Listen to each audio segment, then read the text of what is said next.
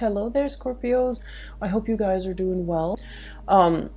When I was shuffling out this spread for this month, I saw two images. And your reading is very similar to Cancer's reading because I see, like with Cancer's reading, I saw like a child at the beach. With your reading, I see a woman at the beach. Okay, so I feel like the energy might be a continuation or might be very similar thematically, and it also might be echoing the same types of themes. Okay, so let me just talk to you about the images first. I feel like there are two images, but they're both echoing the same theme. And so the words that came out is unwanted attention, unwanted, like solicitors or just people coming at you, and you're just like, no, I'm not ready, or I don't really want that. So that's coming in. So the first image that I saw is I see a nice beachy scenery. It's really beautiful. It's really serene. It's not too hot, not too cold. There's wind blowing, so you get a little bit of a sea breeze. And I see this beach, and right at the shore, okay, so right where the water hits the beach, there's a woman. She's got her water shoes on and she's jogging. She enjoys the sea breeze. She's just there on her own. She just wants to be left alone, and she's jogging. She has her headphones on, right? And then I see her jogging for a really long while. She has stamina. She has, the strength to continue on. And then I see this young man. He's like, he's wearing like board shorts. He's on a bike, one of those trick bikes that a lot of young men or young or teenagers ride, and they do like wheelies and they do, tricks. So he's on one of those. He sees her, and then he's like biking alongside her, trying to get her attention, trying to talk to her. So keep in mind, this woman's got her headphones on or earphones on, and she's running. She's just minding her own business. He comes in, like literally swoops in, and tries to engage her in conversation. And she knows that he's interested in her, but she's like answering some of the questions, but she doesn't stop. She keeps going. And then the scene kind of cuts out. So I don't know if he leaves her alone or what, but I feel like she keeps going, and he's like still biking alongside her. So when I saw this, I was like, you're definitely getting a lot of attention from your environment.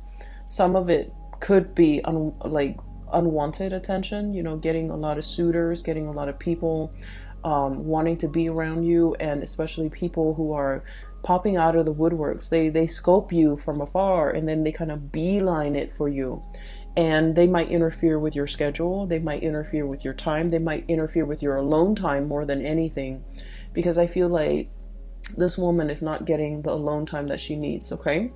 And then the second image that I saw is very similar.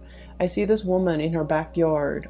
She's got a yoga mat on the ground, and she's like, in the lotus position, trying to meditate, working on her breathing techniques, trying to clear her head. And it seems like it's like on a Sunday in the morning. She's, got the day to herself. She's in no rush, so she's just meditating. And this butterfly comes by, and it's like fluttering near her, and she sees it. And then she closes her eyes just, so she doesn't get distracted. And then it hovers around her ears, and then her nose, and then her head. And she doesn't swat it away. She tries to ignore it. She tries to it's not doing anything malicious or mean towards her. So she tries to just ignore it. And yet it keeps hovering around her space, and you can see her getting distracted. Okay.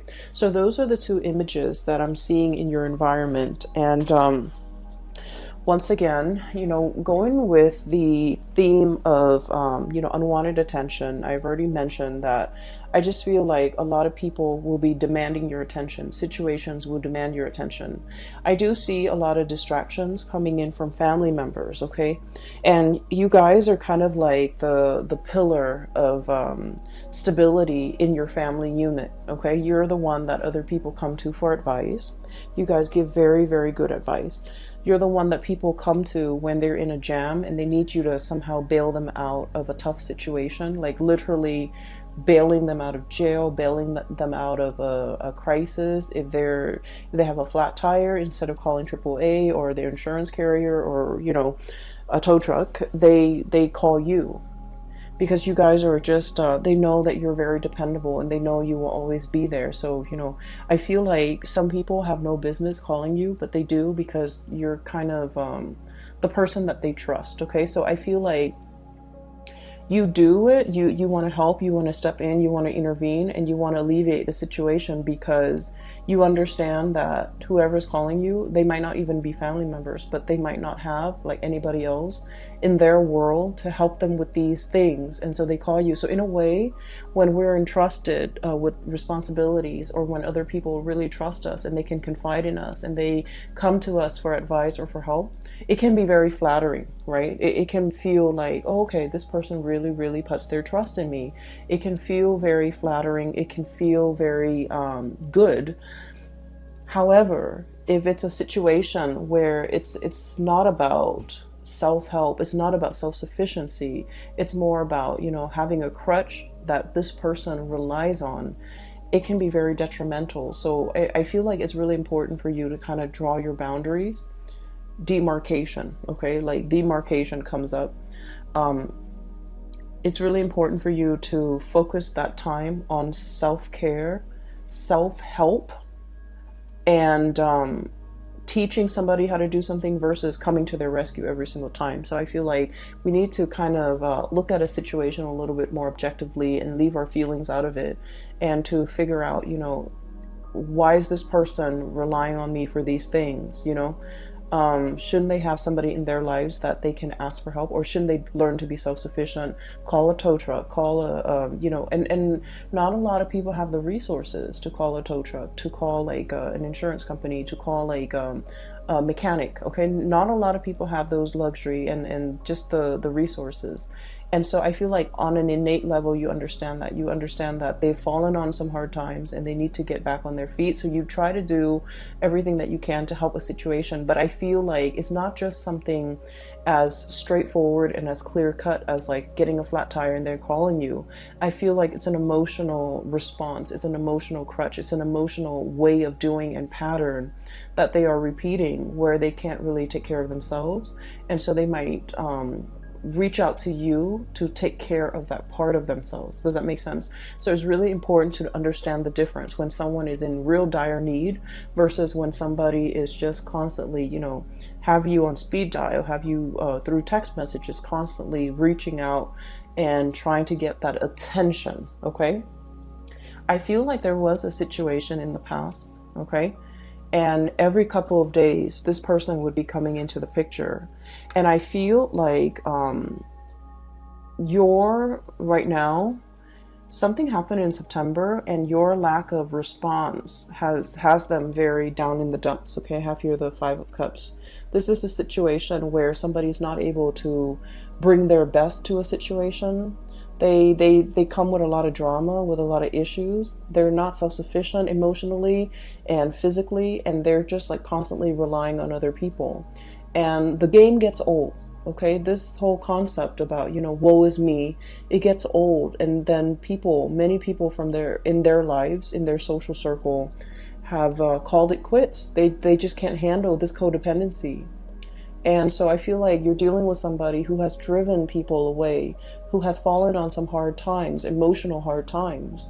And I feel like, you know, they're constantly reaching out because, you know, their inner circle have seen them have seen their unhealthy behaviors and these patterns, and they're no longer around with these people. And so they're kind of reaching out to you. You might be, you know, the last resort, or you might even be sort of like that emotional crutch. Okay, so I feel like you guys are smart enough emotionally. You're very, very, very intelligent, and I feel like a lot of the times, out of courtesy, out of just your own sense of like moral duty, I feel you help people, even though you know that they're prone to this type of behavior.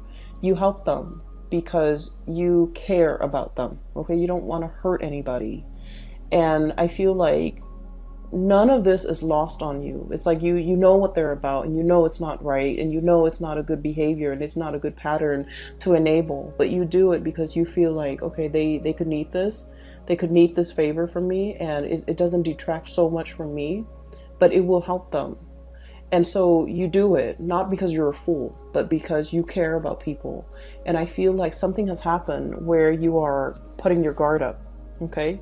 They're coming in, this unicorn, kicking up a cloud of dust, or I'm sorry, this horse, not unicorn, kicking up a cloud of dust, you know, coming with some type of a calamity. It's always like somebody who's got a lot of drama in their lives.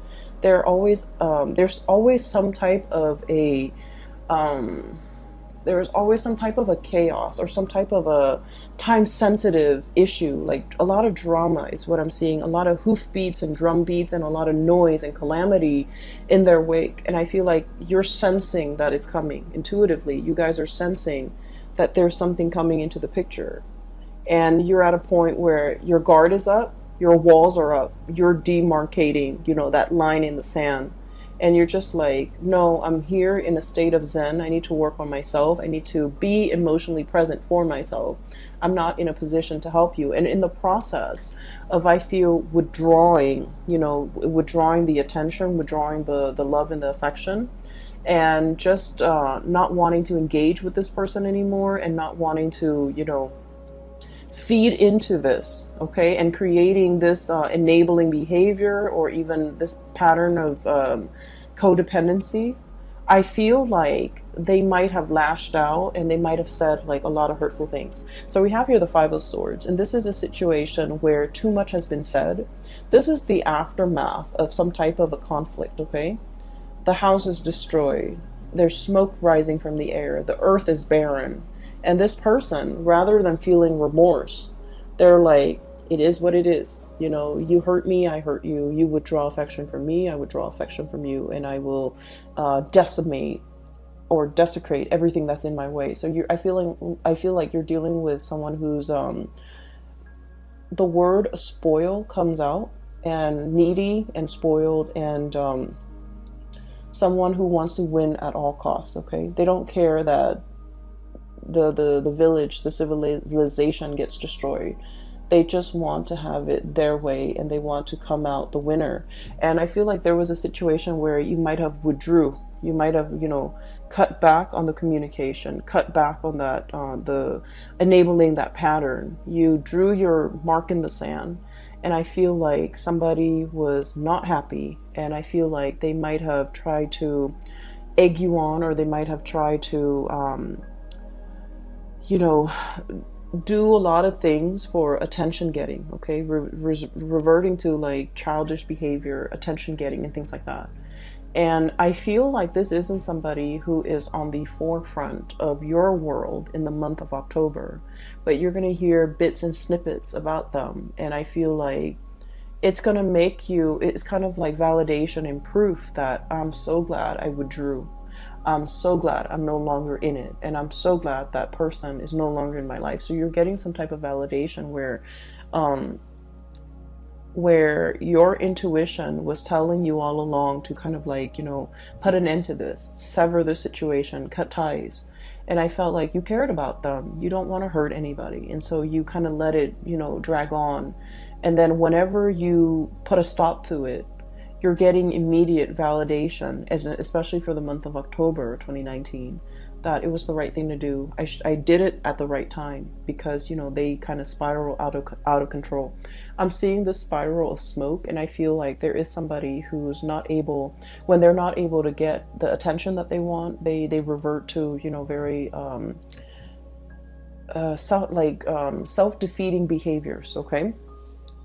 On the flip side of this, I do feel like there is a situation here where you have people at your doorstep, people coming in, getting, you know, getting like a host of invitation, receiving a host of invitation to do things, as well as getting people to come into your house, into your space, sharing space with somebody. And I'm also hearing the word like communion.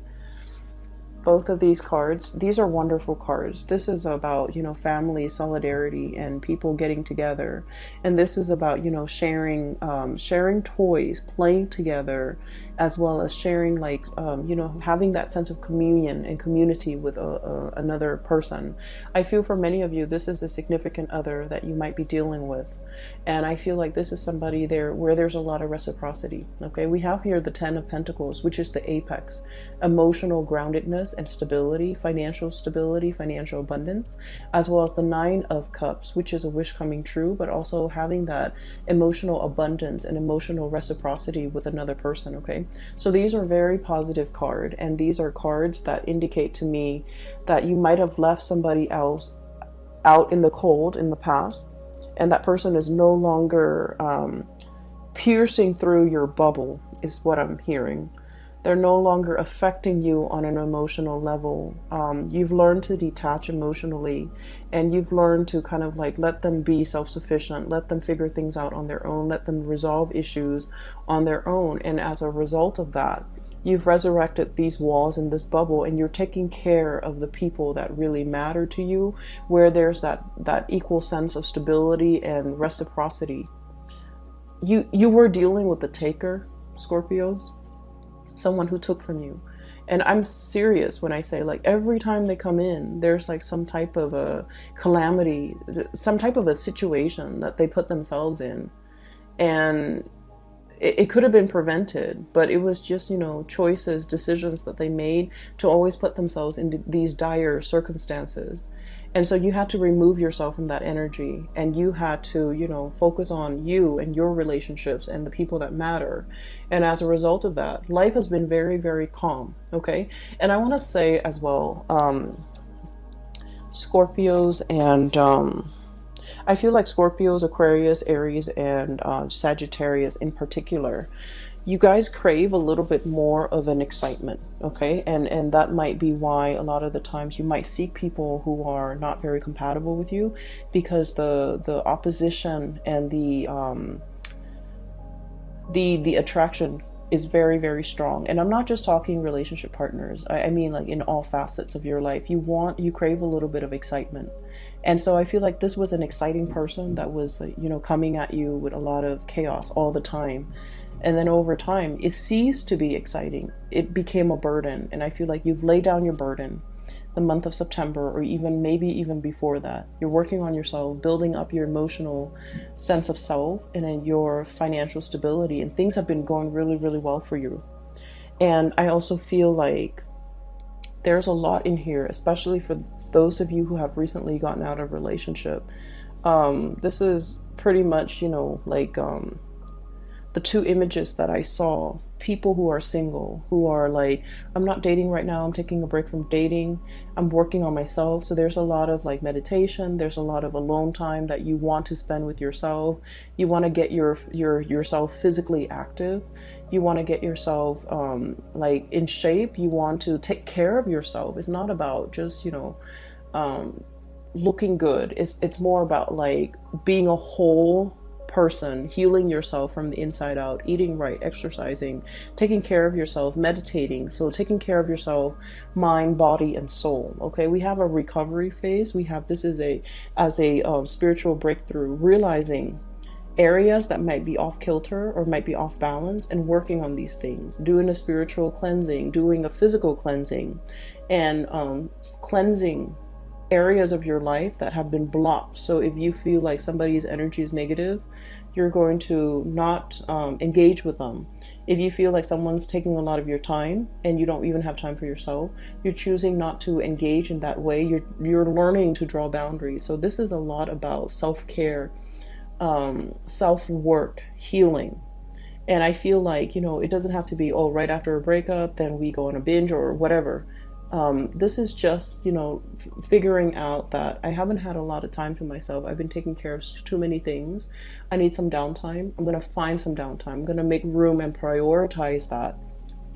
And I feel like for some of you, there might have been like some I'm seeing like food allergies. I'm seeing like issues when it comes to digestions as well, because this is really prone to overeating as well. Okay, so I feel like you might be doing a cleanse. You might be doing some type of a dietary change, and you're taking it one step up at a time. Okay, so testing the waters, doing things in moderation, not doing things in excess. And I feel like this is all areas of your life.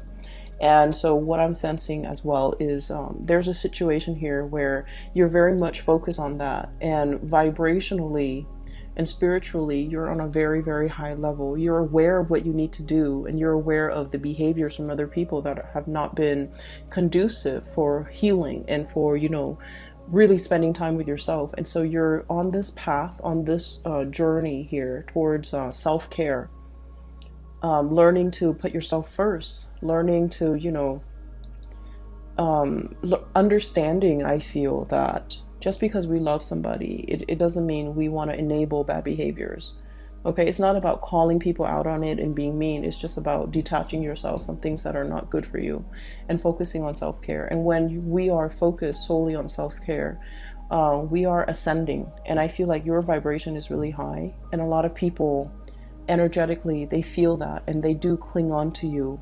And that's why you're going to be getting a lot of unwanted attention from suitors, from people around you, from people that want to, you know, take up your time, that want to be in your company. And I feel like they might not do it in an appropriate way. I mean, if you look at that first image, right, she's got her earphones on.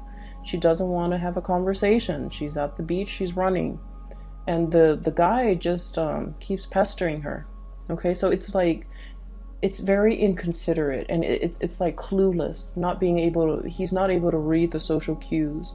She's trying to be nice, and we don't know how the scene ends, but she's trying to be nice, and he's not getting it. So I feel like you need to be a lot more expressive with your emotional needs, Scorpios, and you need to, you know, kind of let people know whether or not they are infringing upon your space, or your energy, okay, whether or not they're really taking from you. So that's like pretty much the first 6 cards, okay? What I do sense here is there's a situation, I feel like there's like an undertaking that is very, very big, okay? We have here the Temperance card, and this is a card about moderation, small steps, one foot in front of the other, and we keep walking, okay? So it's like doing something, and the Temperance card it's about holding back a little bit, doing things in a very methodical manner. And so what we're seeing is, you know, the angel pouring the water from the 2 cups, right? One cup into the other. It has to be done in a very meticulous manner, in the right time, in the right fashion, so that the water doesn't spill out. So there's something that requires a lot of calculation. It requires a lot of research. It requires a lot of thinking over, mulling over, trying to figure things out, trying to itemize, trying to like get all the moving parts all lined up into place so that everything moves at the same time. So I feel like there's a big undertaking, a big endeavor. It's linked up here with the High Priestess, and both of these are major arcana cards. And I feel like there's a situation here where you are very, very nervous. You're very trepidatious. You're very like, I wonder if it's the right time. I wonder if I should do this today or tomorrow. And I feel like you're trying to go with your gut instinct, okay? You guys have like a really strong sixth sense about you. Even if you don't believe in, you know, metaphysical teachings, or even if you don't meditate, you guys have a very, very strong sense of like intuition, divine timing, knowing when something is right. And I feel like you always have relied on it, and you might not have even called it your gut instinct. You might have not even called it, you know, your intuition.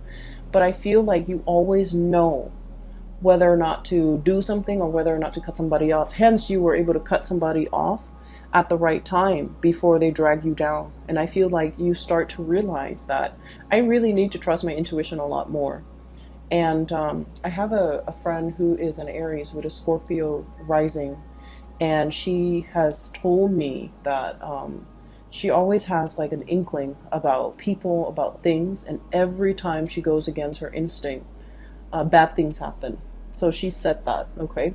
And so I feel like you live with this, okay? You have this really strong sense of knowing on a gut level, and you have never been wrong. And every time you choose not to listen to it, bad things might have happened. And so you're in this situation where there is a major, major, major undertaking. It might deal with contracts as well, because the high priestess with that Torah in her hands, it deals with like legality, it deals with contracts, it deals with learning, it deals with like some major, major event where it might even involve other people. And so you're trying to be calculated about this. You're trying to figure out when is the right time, and you're trying to look at the, it's sort of like the looking at the stars and trying to see when the stars align. In this picture, you don't have the star, okay? All you see is the moon. And it's like, it's so overwhelming. And you're just like, I don't know if I can trust my intuition. I want this really badly. So I don't know if I'm biased. I don't know if I'm able to trust it. But I feel like the stars are calling. The stars are aligned. And this is the right time. And I feel you might have some spiritual hunches, people in the spiritual realm pushing a situation along and telling you, you can't wait on this any longer. You need to kind of push for it. The tides are coming in, and you need to just, ride with the tides. So I feel like there's a situation here you have been kind of resisting because you're not 100% sure. And I feel that it's time for you to take those small steps, see where it leads you, and then you're going to be you're going to get some type of validation that it is the right path, it is the right way. Because I see you mulling over this situation. And water signs in general take a really, really long time for their emotional state to kind of match up with their mental or physical space. So like you might feel like, oh, physically I'm okay with it, but then emotionally you're not. So you have to like wait for everything to catch up, everything to be in sync before things start moving, before you make those actions. And so I feel like there was a situation you've been thinking over for the past 3 months, for the past 3 weeks, even 4 months, 4 weeks, whatever it is. And I feel like it was a weighty decision, okay? A lot of thoughts were weighing on your mind, and you needed some time to take care of all the other areas of your life before you can choose to walk down this path or choose to go forward with this endeavor. And you've been mulling it over, and I'm looking at these bugs, these insects here. It's almost like mothballs, where something is very stale and old and it hasn't been moved around and it's collecting dust, and then the moths are coming in to eat like the dust and the mites and all of that. So I feel like it's a situation that has been stalled, it hasn't been worked at or dealt with, or a resolution has not been reached. And so it just lingers, it just stagnates. And so I feel like the universe is telling you, one step at a time, make the gesture, okay? Get some air, get out of the house, start moving. Once you start moving, once you take those small steps, it doesn't have to be a giant leap. You're not jumping over a cliff. You're not jumping to the other side of the earthly divide. You're just taking small steps at a time, getting your feet wet, learning new things. And I feel that you're going to come to the resolution, or you're going to come to the realization that this is the right thing to do. It's just a matter of trusting that your intuition, I feel like your intuition is a little bit blocked off because you might be scared and you're not deferring to, the right set of advice or whatever you're getting from your intuition. And so there's a situation here. It's a huge undertaking and it needs to be done. And, one step at a time, one small step at a time. And once you start to get the ball rolling in that direction, you're going to realize that this is the right path, okay? Everything else looks really, really good. Relationship seems to me to be very strong. Healing is highly indicated here, and I don't feel like it's healing in a way where it's like somebody broke your heart and you want to heal. I don't sense that. I feel like for many of you there might have been illnesses or like rehabilitation and you're recovering from that, okay? And then I'm also feeling like a huge undertaking that you have been hesitant about, and now is the right time for you to keep things moving. Okay, I do hope the reading is helpful for you guys, and it is really nice to reconnect with you guys. For those who have been emailing me, I don't do private readings anymore. I do have a link in the description box for a psychic. She's based out of California. Her name is Bridget. She's phenomenal. If you want a reading, you can click on the link and book a reading directly through her. Okay, I will be back next month. I hope you guys enjoy your October 2019, and I'll see you soon. Bye bye.